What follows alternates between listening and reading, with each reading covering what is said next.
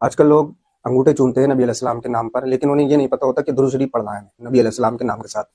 لیکن انگوٹھے چومنے کا رواج ایسا چلا کہ چلتا ہی چلا گیا، جبکہ اس کی کوئی دلیل نہیں. اور یہ مفتی اکمل صاحب کہہ رہے ہیں، تو آپ ویڈیو سے ایک کہتے ہیں بعض اوقات نبی کریم صلی اللہ علیہ وسلم کا اذان میں نام سن کر بعض لوگ چومتے ہیں، انگوٹھوں وغیرہ کو آنکھوں سے لگاتے ہیں، اس کی کیا شرعی حیثیت ہے؟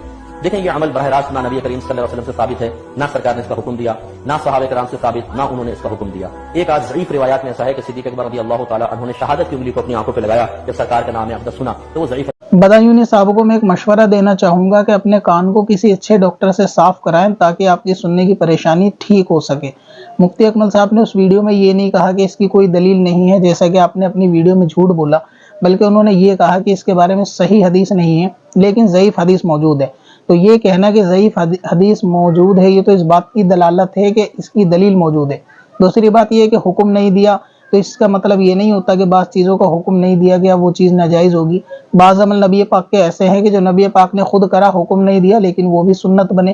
صحابہ نے خود کیا، حکم نہیں دیا، لیکن ان کو دیکھ کے دوسروں نے کیا، وہ عمل بھی سنت اور جائز ہونے کی دلیل ہے.